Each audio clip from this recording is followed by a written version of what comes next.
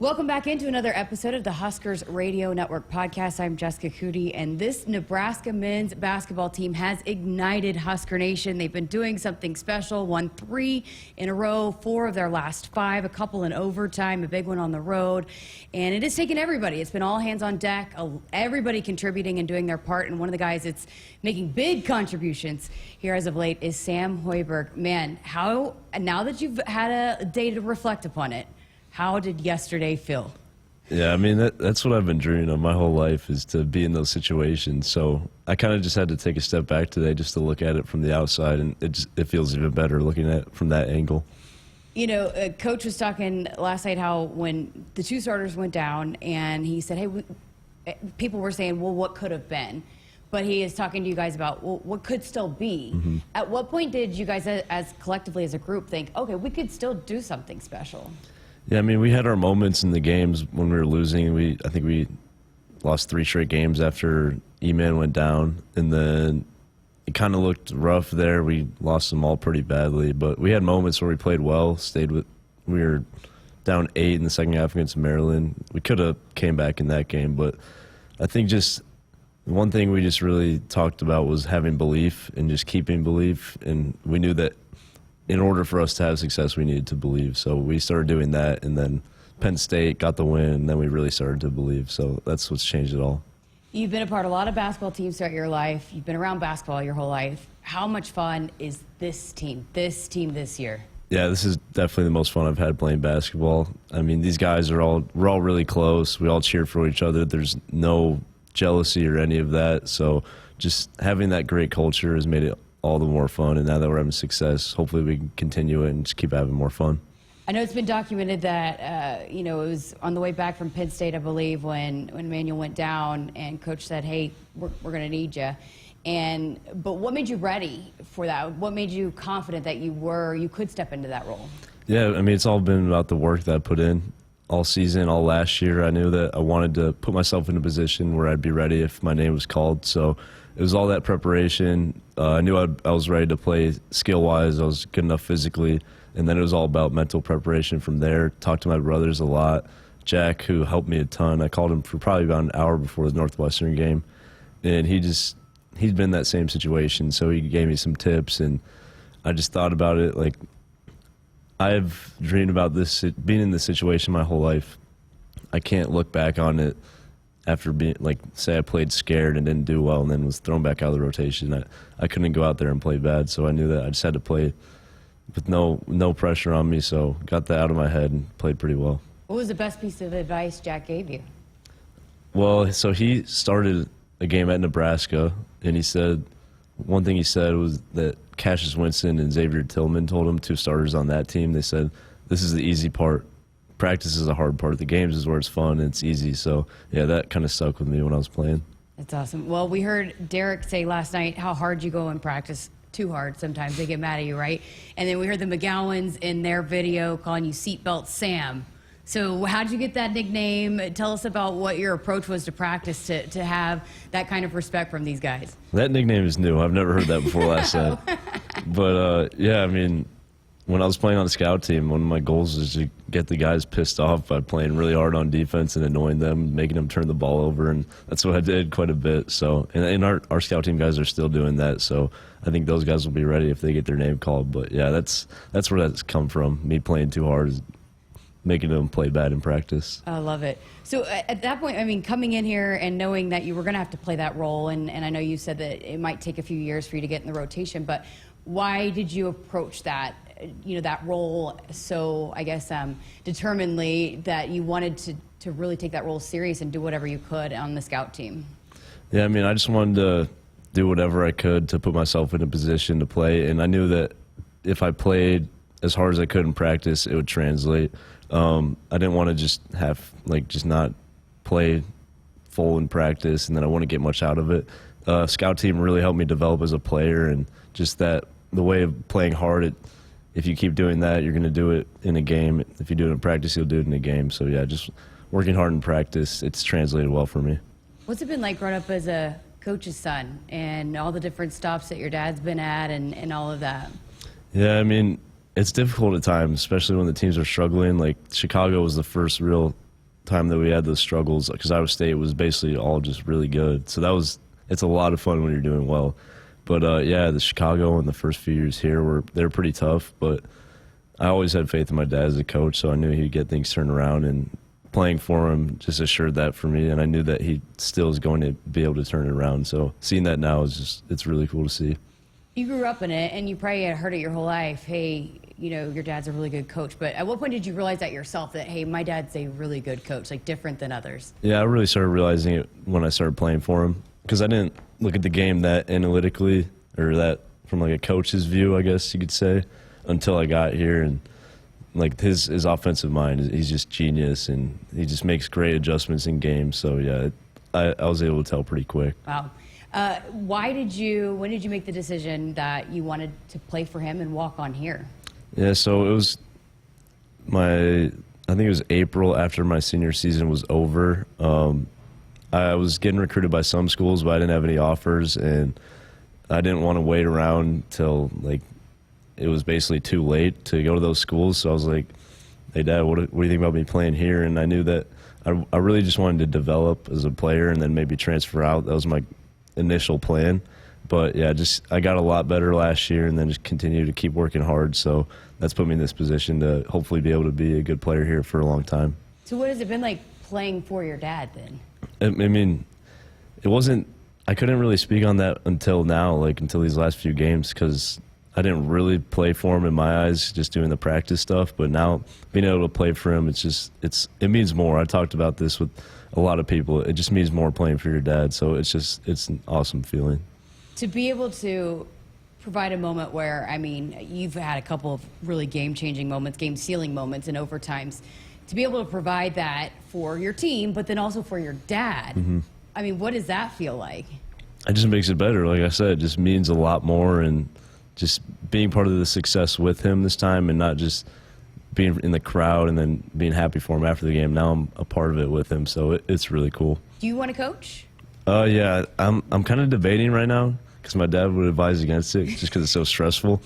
But I want to go into like TV commentating stuff or coaching. Nice. Still haven't decided yet, after hopefully playing pro for a bit. Maybe we can get you involved here. Yeah, that'd be great. The Huskers Radio Network.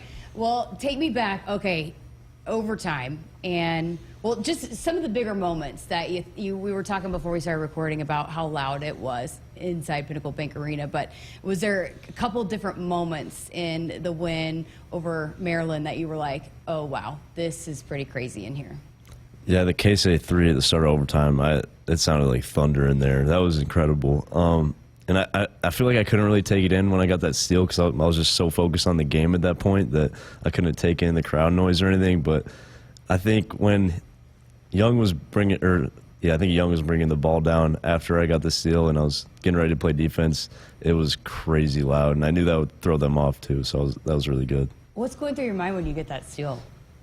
Don't miss the layup? I wasn't thinking about missing, because my shoe, it kind of rolled a little bit it almost felt like my foot was going to pop out of the shoe. So I was more worried about my shoe breaking than missing the layup. And people told me I should have dunked it. I had absolutely zero thought in my mind to dunk that. So yeah, just lay it in and get the 2 points. Did you realize at that moment, like, I mean, you get the steal, how big that moment was to make that play at that moment? Honestly, not really. I didn't really click until I saw we were up 3 with like 25 seconds left or something. That's when it kind of clicked. But when I was doing it, it just felt like a normal fast break layup. Casey, you mentioned his big 3 and the way he's just playing out of his mind, which he had to work very hard for his 20 yesterday, but 5 straight 20-point games. What's gone into his offensive explosion here over these last 5 games? Just opportunity, I think. With the guys going down, he's got way more reign to be the main focal point of this offense with Derek, and he's just thrived in it. And that it doesn't surprise me, or you can ask any of the other guys that they're not surprised by how K-State is performing. We wouldn't consider him to be playing out of his mind, because we see this in practice all the time. He's just that talented offensively. So I'm sure you had to match up with him a time or two in practice, right? Yeah, he's the hardest person I've ever had to guard. Really? Yeah. Why? He moves so good off the ball. I mean, he'll just give you a little shove to start running off a screen, and you chase him, and then you're late, and then he's already doing something to get open. So just his ability to create shots and move off the ball, it just makes it super hard to guard. And his release is so quick. Yeah. I mean, where does that rank among some of the quick releases that you've ever faced? I mean, he gets it off really quickly, right? Yeah, I mean, the guy at Penn State, Andrew Funk, has maybe the quickest release I've seen, but Casey's right up there with guys like that. He's so well liked in the locker room. Why is that? Oh, he's just got a great personality. He's always happy, always smiling, always cracking jokes, especially with Oleg.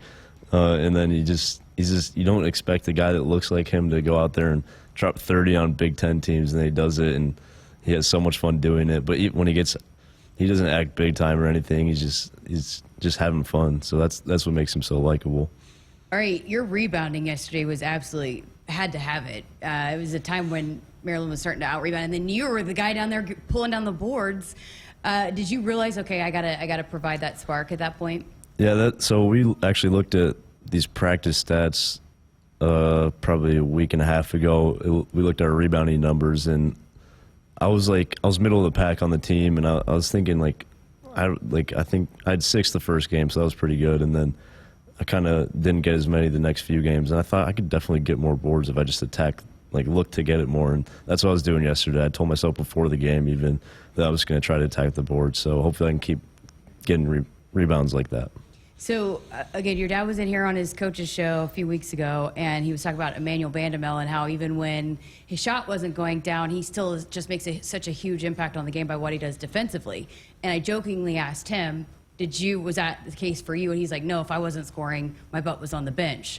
So where did you learn how to play defense and rebound if your dad didn't do it? Yeah, I mean, I got to give credit to my high school coach just at Hinsdale Central. He was just a hard-nosed coach. Was not similar to my dad in coaching. Like, practices were super hard. Like, defense was the main focus, and I think he made me a lot mentally tougher in that. And then I just started getting better defense playing for him. And then as I kept playing, just kind of kept playing good on defense, people started to notice it, and then that kind of made me get more of a defensive identity, so I wanted to keep that up. And I don't think people expected that when I started playing here, but just knowing that I can guard these guys and it doesn't matter if my shot's falling or not, I can still affect the game, that's a big thing for me.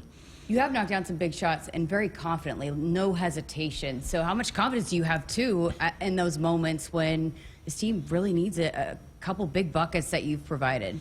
Yeah, I mean, my jump shot is the one thing that I've worked on the hardest since I've got here. I've been a pretty good shooter my whole life, but I want to just get it to another level. And I'm still working on getting the confidence in games to say, shoot the ones that CJ and Casey are taking. But that's what I want to work towards, and I'm still working to get there. But yeah, right now it's just hitting the open ones, being ready whenever I have a look, and not turning down ones that is a good shot for the team. And I know I can make them when I'm open because I'm very confident in my ability to shoot. So yeah, that's where that comes from.